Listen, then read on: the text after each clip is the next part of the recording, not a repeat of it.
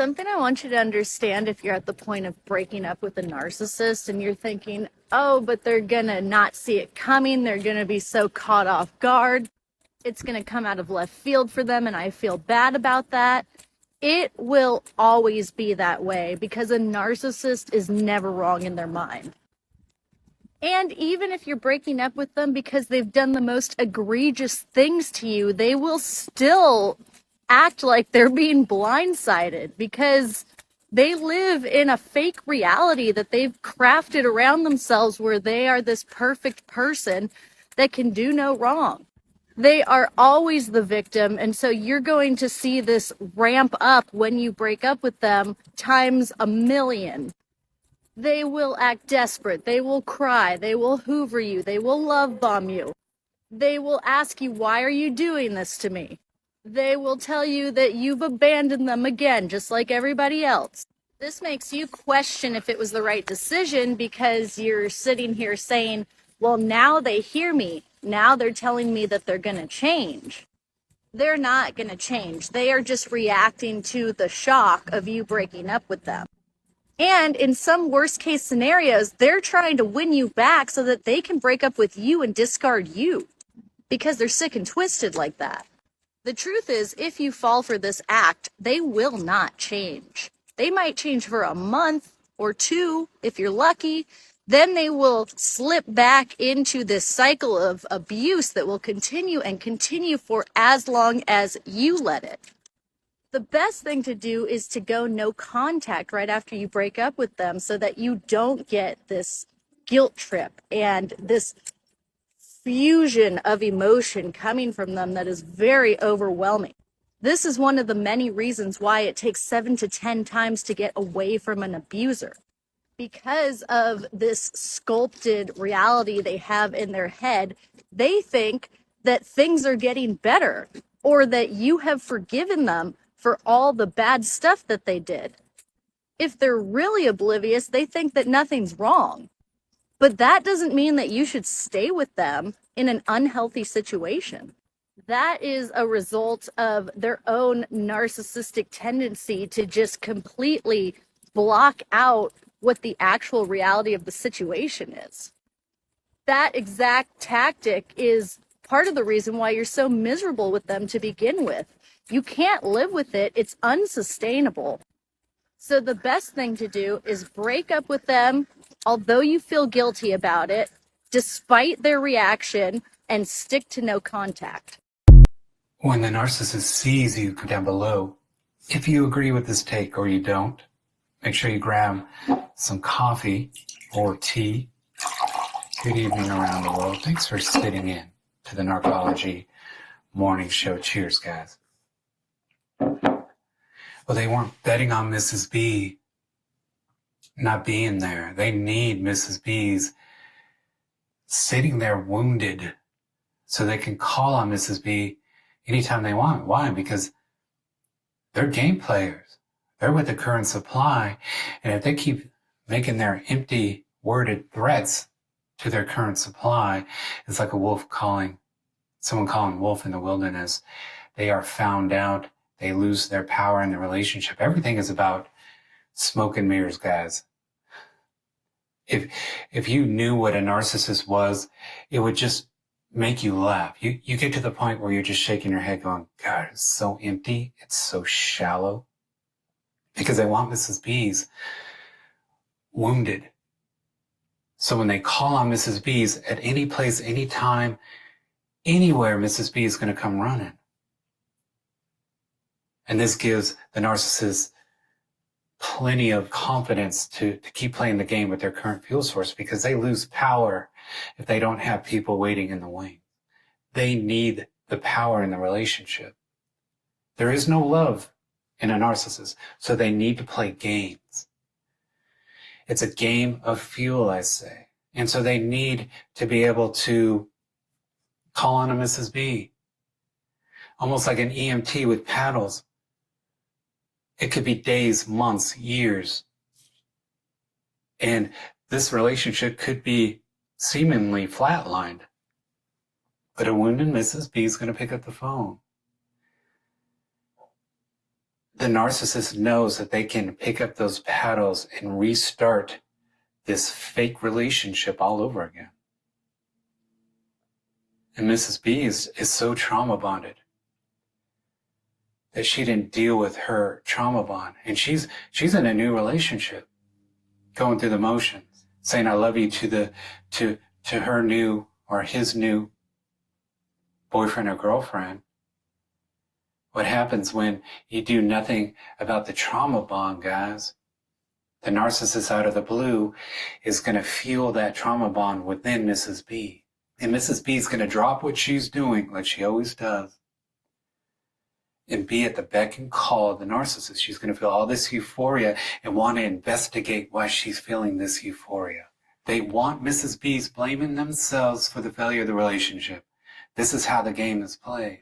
So they're always checking in, spying on the harem garage, seeing who's healed and who's not. Who's buying into the hype? Who's buying into blaming themselves? You think a narcissist is threatened by Mrs. B's new relationship? Mrs. B is telling the narcissist she's in a new relationship, but she's not healed. They're very savvy, guys.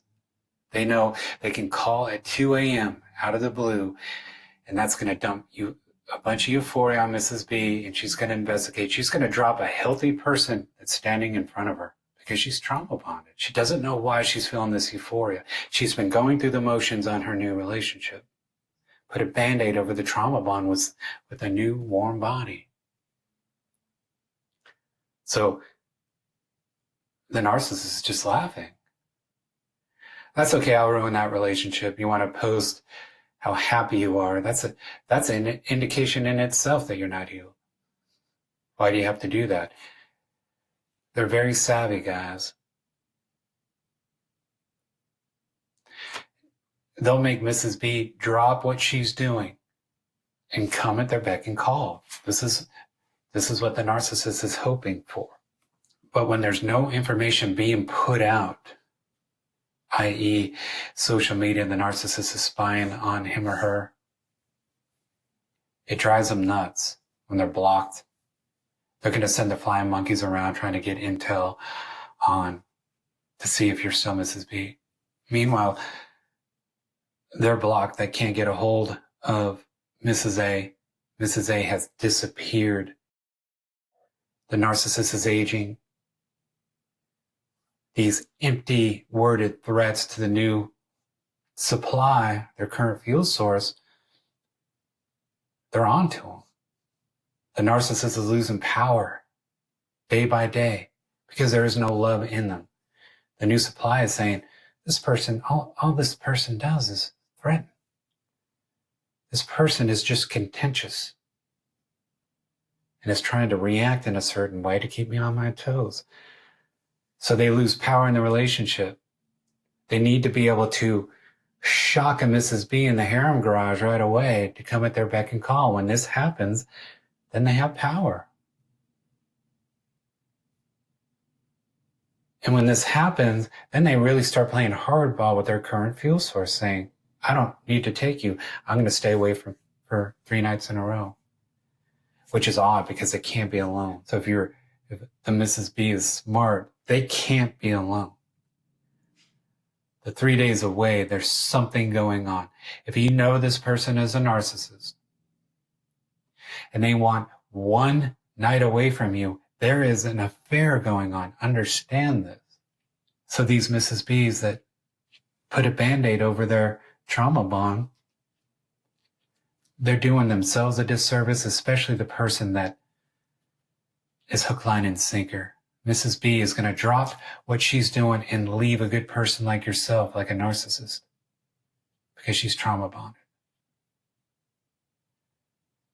And she's going to be conflicted. She's going to be torn over a good person like yourself and a wretch, an evil wretch like a narcissist. These are the days of our lives.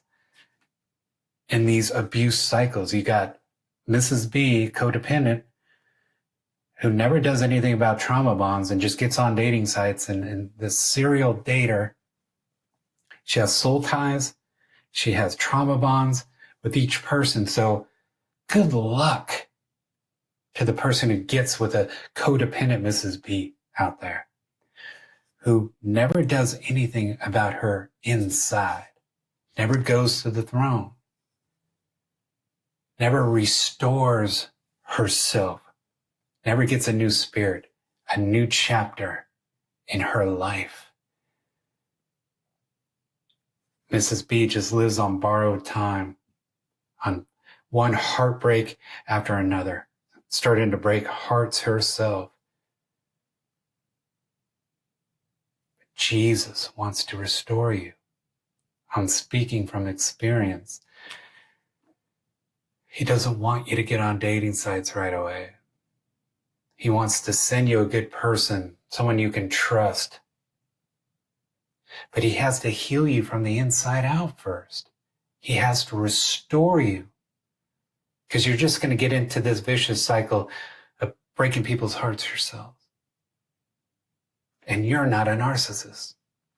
You feel bad about it. You feel horrible. You're conflicted.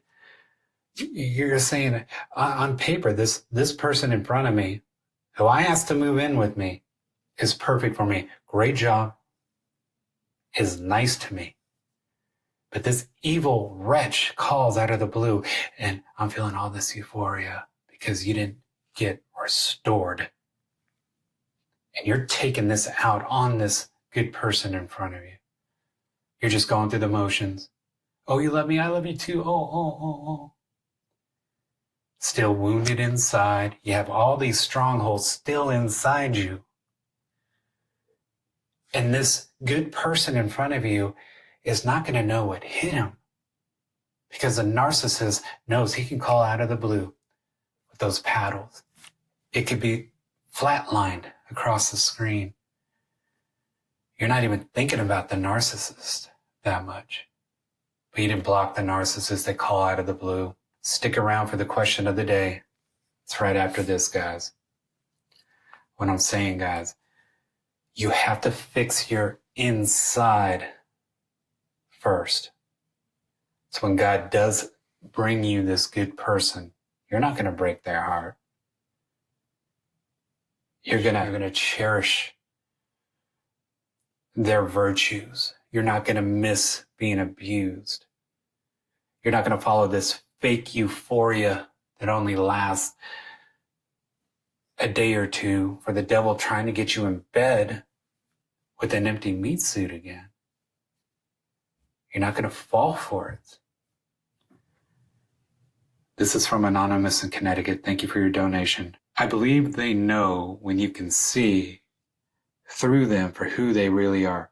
Once you see them, you can't unsee them, no matter how much you want to unsee them. I have learned that they know you are kind, honest, but that doesn't mean they will be kinder to you. No, and thank you so much for this comment. Narcissists capitalize on your kindness. They only want to be around virtuous people so they can take advantage of that. When they see a nice, kind person, they trample on you. They don't treat you kinder.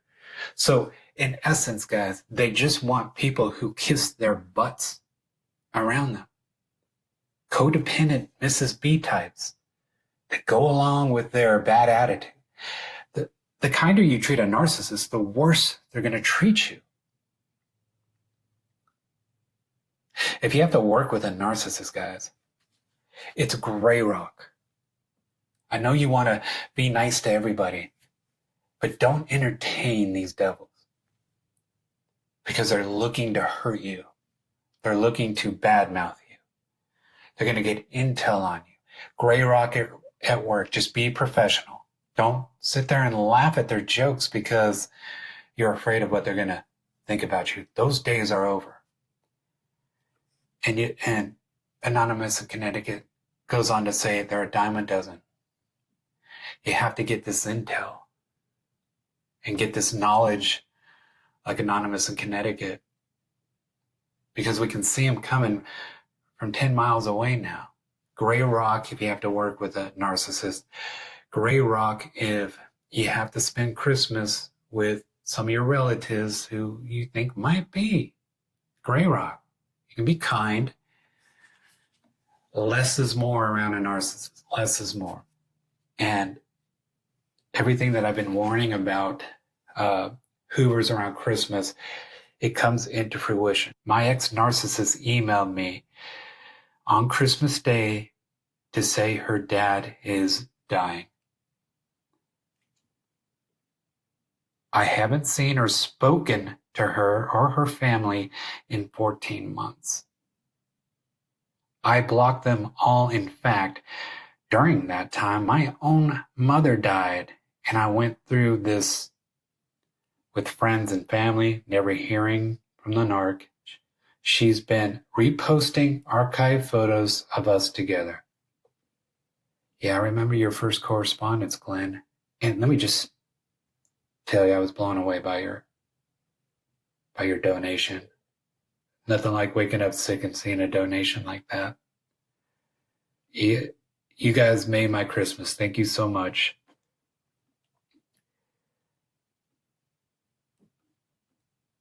Part of me feels bad ignoring her, but I realize I have to. As you said before, you can grieve alone for the person, light a candle for them, and say a prayer. Should I stay no contact? There's nothing I can do anyway. It's a total Hoover. Why wait till Christmas Day to tell me? She's back home in our town for weeks now. It was all calculated. And you right, so calculated. So manipulative, but I'm not responding. It's not my life anymore. And let me just tell you, it's probably all baloney. And you don't even want to know if it's true or not.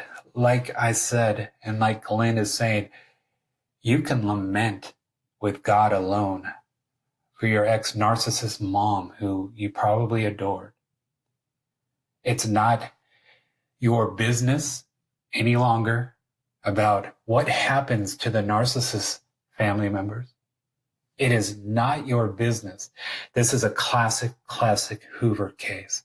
She has been buttering up Glenn for months now with these archived pictures. So he's going to the happy places in his mind because she knows that she's blocked. She knows she's going to be around Glenn for Christmas. This is a classic case. This is when they drop the bomb on the Mrs. B's, now turned into Mrs. A like Glenn. I'm so proud of you, Glenn. I'm so proud of you, sir. You have come a long way. Guys, this channel is here to help, and by these videos, Glenn was prepared. Glenn was prepared because I said this same scenario a few weeks ago, that they're going to come with deaths in the family. This is how they do it. And Glenn can see the forest through the trees.